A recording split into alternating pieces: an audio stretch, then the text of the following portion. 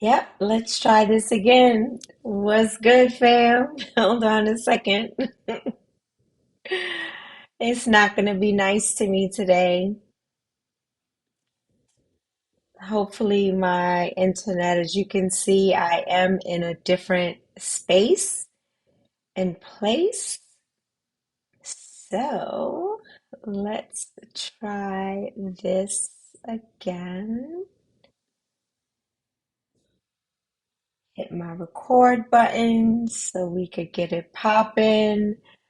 All right, I am back. Tuesdays with Tawana with Dr. Tad, Rev T, your host and your curator. Um, Space and place where we build community one episode at a time. So let me take a deep breath for a moment and get myself grounded and settled. Hey, Angela. Oh, thank you so much, my beautiful beloved. I so appreciate you and miss you dearly. Thank you for joining on today. Thank you so much. So, today, let's just do a little housekeeping before we get started. If you are joining us for the first time live or watching later or listening to the podcast later, uh, we, if you're live, you can insert your comments into the comment box, and I will insert your comment into this narrative because building community is not about one person, one leader, one thing. It's about us and inserting our whether it's opinions or thoughts or concerns or questions or a desire to be in community and love and compassion and peace and provision, and the list goes on and on. And so that's what we do for 30 minutes here with Tuesdays with Tawana. Yay, Mother Carolyn, you made it today. I'm so grateful, so grateful. And let me just pop up Angela's picture on here as well because she's so beautiful. Oh, thank you, Mother Carolyn. Appreciate it. Yes, so I'm grateful to be here and to look healthy and happy and joyous and grateful for several reasons. Many of you know that I have been having some challenges with treatment because my platelets just won't rebound. They have been low, not low enough to receive a platelet transfusion or to be hospitalized, but a little too low for me to receive treatment. So yesterday I was able to have treatment after 3 weeks before. I was not able to have treatment. And then they're moving my treatment to every 4 weeks instead of every 3 weeks, hopefully to give my body a chance to rebound. So I had treatment on yesterday. I am, here with some energy today, and we'll see what happens for the rest of the week. You know how this works.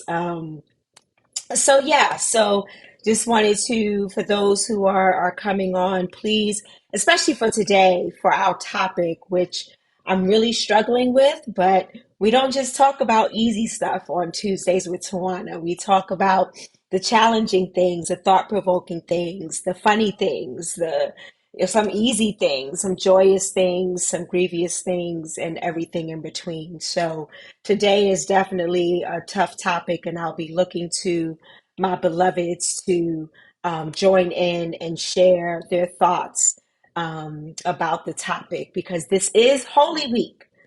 Holy Week for those who uh, are Christian. This is Holy Week. We honor those and celebrate those who are uh, celebrating Ramadan. Uh, uh, we have Passover coming up next week. So this is a sacred time for us. And what do we do in this sacred time? What do we do during this holy season, if you will? And how do we insert this sacred acumen, this sacred being, this sacred way of showing up in the world? And we'll talk about what sacred is in a moment. Hey Tony, good to see you, beloved. We'll talk about holy and sacred in a moment, but a few other announcements before we get started. I have the amazing opportunity to preach Women at the Cross, the Seven Last Words in Denver, Colorado, with Pastor Reginald Holmes and Pastor Big T Hughes. Many of you are very familiar with Big T Hughes. He was the first person to really um, struggle, if you will, with COVID. And we prayed nationally, prayed fervently for him. And he's still pastoring, he is still speaking truth to power, and he is one of the hosts and the curators, along with Pastor Holmes, for Women at the Cross. They've been doing this for 20, my mind. I think it was like 23 years, 24 years now. And we are so grateful because they've been centering women from day one when we had, Good Friday services that were filled with preachers who were men and maybe one woman. And they've been doing Women at the Cross from day one. And I am honored because when I moved to Denver in 2011, uh, they didn't know me. They knew that I was a woman who preached and invited me to be a part of Women at the Cross. And out of the last 9 years, I would say I did about six. Um, I had six preaching opportunities. Other opportunities didn't arise because of my health, and then moving to the East Coast. So I'm back. I'll be flying in, and I'm so excited to preach with alongside my beloveds, and it will be streamed on New Alpha and Omega Ministries. I will post it onto my page. So for those of you who are not in Denver Metro, it's actually happening in Aurora. For those of you who are not in that area, you'll be able to watch it. It is at 12 noon Mountain Time, so 11 Pacific, uh, 2 Eastern. Yeah, I'm trying to learn all these time zones and traveling in these different time zones. It's not very easy. So, anyway, so that's the PSA for today. And I do want to just honorably mention on Sunday mornings, before you may go to your brick and mortar or before you go to a later service online, I truly encourage you to engage with Pink Robe Chronicles at 8 o'clock Eastern Time. I know it's hard for the West Coast to watch it live, but you could always watch a recording later. There has just been some amazing life-changing gems that have been dropped and jewels, not only from Reverend Dr. Melva Sampson, who is the curator of Pink Robe Chronicles, but people who engage and share their wisdom or ask, thought-provoking questions, or guests like Baba Daniel Black. And she's had guests uh, who have written books, and she would bring in the authors. And it's just an amazing, life-giving experience, which again, she inspires me so much. Um, so today's topic is holy. I intentionally did not do Holy Week because I did not want this just to be Christian centered. because we are in the midst of Ramadan and Passover is coming, and some of us don't ascribe to religious moments like this. So, how can we insert the holy and the sacred, which is synonymous, in my opinion, into an everyday moment without necessarily worshiping a deity or making it religious or separating the sacred and the secular? So let's talk about that. And I started to go real deep in my research, and I was like, no, Tawana, let's keep it simple and encourage the people, and to have a time to exchange and learning together about what holy is, and what sacred is, because usually they're used interchangeably, right? And for women, Black women, in particular, because I can only speak from my own context, but I'm sure, I'm very sure it has happened in indigenous communities and in BIPOC communities as well. But I can speak from my lens in the hope that it will transform to giving people language to then center themselves and their spiritual acumen, and be able to speak truth to power. So, I intentionally did not want to talk about it from wholly from a religious stance, because of the patriarchy and the misogyny and the misogynoir. And even when we talk about Jesus, or even when we talk about God, we tend people tend some people tend to refer to God as he, because it's very patriarchal. It taps into the masculine energy, ignoring the feminine energy. Not talking about just body parts. There is an energy that is masculine and feminine, and God embodies both. So unfortunately, in my experience, both have not been uplifted and revealed and honored and centered, because of the misogynoir of Black women, which is the disdain for Black women, misogynoir. So for today, another reason why we are calling this moment holy, because what we bring into this moment is sacred. It's, when people talk about sacred and secular, that is not something that I ascribe to, because who is defining what is sacred and what is secular? And we're dealing with that now, right? With right wing, white supremacist Christians who are demeaning and degrading what is, historic, secular, dehumanizing. They are defining that for us and trying to remove, erase, diminish, marginalize, oppress. So I intentionally did not want to insert a religious premise in this moment, because religion is hurting us right now. Religion is causing harm right now. Religion is dehumanizing us. Religion is trying to white wing supremacists who are Christians are doing these things and trying to erase their ills, because they may be ashamed, or I don't know. I don't know what they're thinking, but it's just wrong.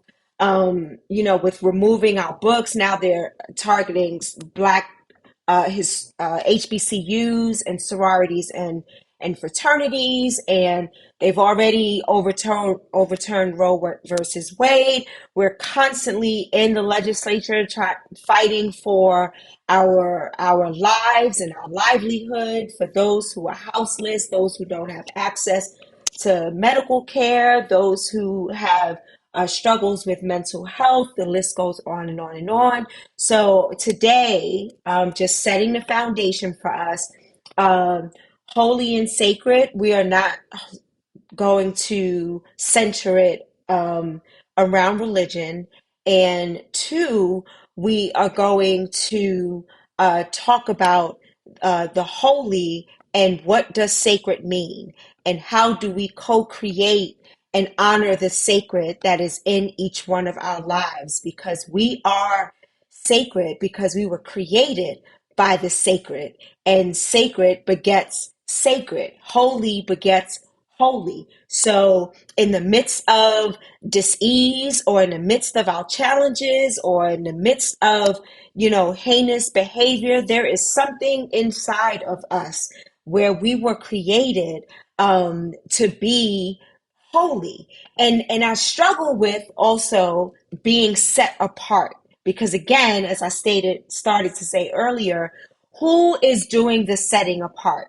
And right now, it is racism and sexism and classism and ableism. And though the persons who are in this false sense of power are stating who gets separated from these sacred moments, right? Who, whether it's preaching or teaching from a patriarchal lens, and or speaking, using their platform, whether it's a political platform, to really talk about how white Christians, and it should be a husband and wife and children and a house and a dog, and pulling yourself up by your own bootstraps and blah blah blah, right? So we are here to talk about this holy aspect of us, because we are sacred without anyone else defining that for us. It's not about sacred and secular, because we are all one. We live in a world that was created by God, which then in turn lays a foundation of our sacred beings. So let's go to the comments really quick. Hey, Donald, my beloved, so good to see you. Julie is in the building. Yes, yes. Oh, yes, Passover starts tomorrow, which is the 5th. Time is going by so fast. It's not next week, it's tomorrow. Thank you, Julie. Appreciate it. Hey, Auntie Lorraine. So good to see you on today. Appreciate it. The Reverend Marcia is in the building. Reginald Holmes, Women at the Cross, is, raise the bar. Take a 6-day leave, work at noon. LOL. Yeah, perverted religion. Reverend Marcia, you better say that. Perverted religion is the harmful culprit. Perverted religion, where you are redefining and um, reassigning certain persons to this level of perversion, this level of disdain, this level of disgust, and saying it. Some say it blatantly, and some say it without really saying it, right? So, wow, Marcia, perverted religion is the harmful culprit. So today, we are going to avoid this perversion. We are going to talk about what it is to be in community and in this holy and sacred moment that is not contingent upon what is happening in the world, or others trying to define us, or trying to dehumanize us, to make us evil. Even our spiritual practices, if it doesn't fit into this box of Christianity, then I'm a witch. I'm wicked. If I burn sage. And so all of these things are sacred. They are sacred because they are of God, and God created us to be and to embody and co-create with God, like the God, the holy in me. If we're made in God's image and likeness, then there is a holiness in me. There is sacredness to me as a Black woman, as a Black man, as a Black non-gender conforming, as a Black person, a part of the LGBTQIA plus community, as a human being. And yet, those who want to dehumanize us also deems us as evil and perverted and, criminals, or my skin is a perceived threat, but we are holy. And I want to read something to you. Hey, Miss Odessa, good to see you as always. So the definition, just Googling it, I didn't, I just Googled it. Holy, dedicated or consecrated to God or a religious purpose, semicolon, sacred. And then one of the other definitions goes on to say, dedicated or set apart for the worship of a deity. I struggled with that, and that's why I didn't want to go too deep today, but kind of just posit some information. So, just thought provoking and kind of expanding our minds on what sacred and holy is. It is, and this is why we got it misconstrued with Jesus, right? So, how, from a womanist lens, can we look at Jesus, who embodies both the masculine and feminine energy, but only the masculine energy is written and depicted? How can we then take, you know, instead of worshiping Jesus, following Jesus? Because in this Holy Week for Christians, we are following this journey. So we don't follow the journey for the sake of just following the journey and talk about Hosanna and then, crucify him. Yeah, but how is that happening in our sacred lives right now? Jesus was God's only begotten son. So, and still had to go through these challenges, through the abuse, through the lynching. And we went through similar times during, civil rights and Jim Crow, and we're going through it now. So it's following Jesus. Like, what would Jesus do is not just a cliche. It's like we are to follow the tenets and the love and the speaking truth to power and turning over tables and letting, our beloveds know, yo, you sleeping on me?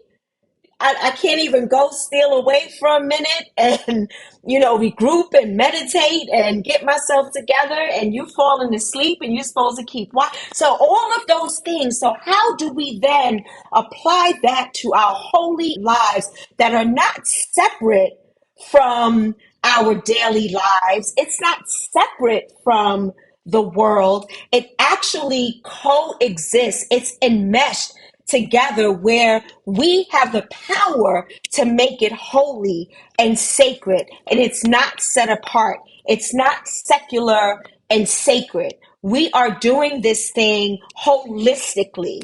This is how womanism approaches spirituality, because womanism is not necessarily a spiritual tenet. I mean, you have womanist theology, you have womanist ethics, you have eco-womanism, you have just so many different types of womanism, because they're following the main tenet of womanism and applying it to justice, to equity, to love, to same gender loving folk, to community, to the color of our skin, to the struggle that we had to journey from our ancestors on, and how do we lift as we climb, because we are still here. Womanism can be a Black feminist. Womanism can be a Black man who centers Black women and Black experiences so we can lift as we climb. But understanding that that sacred and that holy is about who we are and who we were created to be, even in if we make missteps and mishaps. And Lord, I want you to keep me on your righteous path, not your right path, because we're not talking about right and wrong or either or. That is very supremacist. We are talking about both and. We are talking about righteousness. We are talking about the divine that's in me that connects with the energy that's with you, Kendall, that connects with the energy that is with you, Mother Carol, with all the people on this feed. We are able to do this because our energy is connected, because we are sacred and because we are holy and because we are building community upon that presence. We are building community with a foundation of honoring and loving and having positive, unconditional positive regard of people, because you are a human being. And because your way is not my way doesn't make it the wrong way. It doesn't make it awry. It doesn't make it that you're not a human. You are fully divine in yourself and in your being. Kendall, it is so good to see you. You had us all swooning on your photo shoot. I'm so proud of you. Just watching you just grow. I'm so proud of you. And Kendall, you are divine. You have gifts, and I love you. I love you. All of you. All of you. Mother Carolyn said, when I follow Jesus, being set apart is a misunderstanding of what Jesus taught. Absolutely. It is a misunderstanding of what Jesus taught, because we are focused on, many of us are focused on self, right? So we need, some of us need something or someone to worship, right? And because then it validates who we are when we are able to ascribe to this thing and worship this thing. But this is not how this Holy Week is supposed to work. Holy Week, each day is supposed to be us connecting with one another, following Jesus, trusting God. Like I have the seventh word, and when the sixth word is, it is finished, and you would think that that would have been the last word, but no. The seventh word is, into your hands, God, I commit my spirit. So what are we committing to in our sacredness, joining together with God to commit our situation and circumstance to God so that we can do the things that we need to do to heal, to reconcile, to forgive, to come together, to be community, to help others, to help the least of these, to love beyond measure. So we commend that moment to God. So it's not just Jesus saying, because he was this deity that is set apart, to say, you know, into your hands, God, I commit my spirit. That is an example of what we can do when we are sexually abused, when we are dealing with domestic violence, when we have challenges with mental health. In this moment, I commit this moment to you, God, because I need you.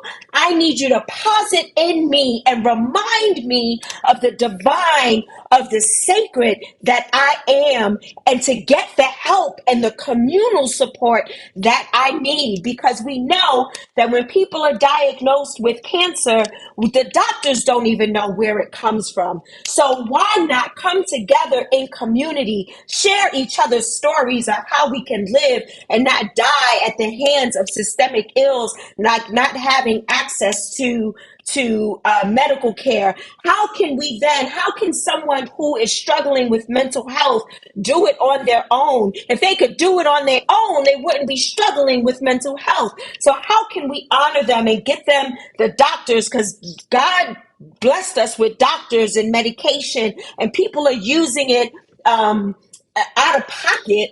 But let's talk about those that are coming together to help those who cannot help themselves, but want to help themselves and don't even realize that they have a community of people who will love them and trust them and help them and journey with them during this sacred time. And there is no difference between the sacred and the secular. It's all sacred. You, beloved, are sacred. You are sacred. Let's look at some more comments before we close. Mother, I got to put up your comment again. When I follow Jesus, being set apart is a misunderstanding of what Jesus taught. We are called to follow Jesus, not worship Jesus. It's not what Jesus says. Kendall says we have the power to make it holy. You better, that'll preach. We have the power to make it holy because we are created in the image and likeness of God. And if God is our creator, that means that we can co-create and we can make this thing holy. We can make it holy. We can make it sacred. It's already sacred, but we need to make it in sacred mind, heart, soul, gut, womb. We need to know that, just like we need to know our power to be able to fight the systemic ills that are trying to kill us day in and day out, mind, body, and soul. We want to get rid of transgendered beloveds. We want to get rid of those who dress in drag. Give me a break. Be that excited about and passionate about the 6 people that were killed in Nashville. And the pastor's daughter was one that was killed. And let's talk about 120 something mass shootings in the United States, and we had just hit April. Let's talk about that and what we can do to make those moments sacred is how we respond to it. And then what happens? Like when Jesus said, "It is finished, into your hands I commit my spirit," that means that something else was going to happen. That was a lament in that moment, expecting God to make something happen after this heinous death.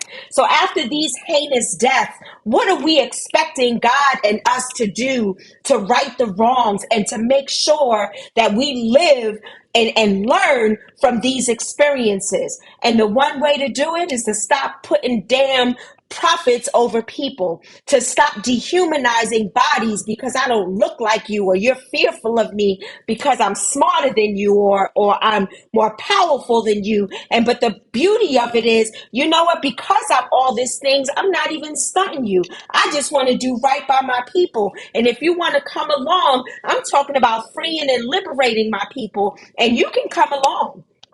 You can censor us. You can come along, give us your apologies and your reparations. I'm cool. I don't have time to come after you. I have time to build community with my people in a way that is sacred and holy. Yes, Kendall, worried about the wrong issues. Worried about the wrong issues. Hey, brother, I'm glad you made it. I'm glad you made it. So, with that, as we close, I encourage you for, if you're celebrating Ramadan and you're fasting and praying, and I believe this Ramadan, the focus is on forgiveness and something else. I should have looked it up. Um, but really focus in on the overarching themes, because when we do things together, like when we meditate is not only for us. Oftentimes we're meditating and we're taking our energy and sending it out to people and sending it out to the world. We are allowing God to come in through our head chakra and come on down into the heart chakra and into the chakra in our womb, in our bellies, that then give us information and discernment. So So we have this opportunity here to come together and this week to really focus on or Passover, which starts tomorrow, to come together, or none of the above, and you're rooted in love, you believe in love, then use those tenets in this time to really reflect and hone in on how are you loving yourself? How are you acknowledging yourself as the sacred? How are you honoring yourself to the point where you can then pour into others and you don't have to pour from an empty cup? So this week, I encourage you to truly, um, sit with this. You don't have to do some deep studying or go to a brick and mortar every single day. If that's what you want to do, that's great. That's great. And I encourage you to internalize and to reflect and to really see God in you. When you look in in the mirror, say, I see you. I see you divine. I see you holy. I see you sacred. Yeah. What are we gonna do today? What are we gonna do today to build community? Whether it's something as small as attending an event, making a phone call, putting up a post, what are we going to do to honor our Black beloveds and and center us in our experiences so that we can move forward in a divine, holy, and sacred way? Yeah.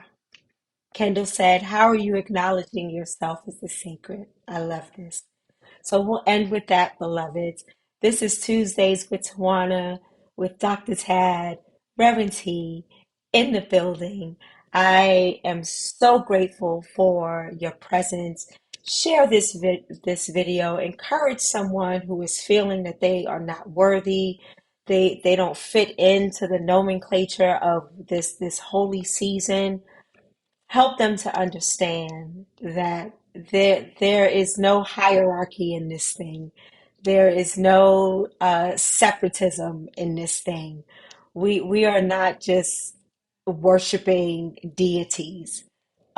We are honoring the sacred in us because we are divine, we are holy, and we are sacred.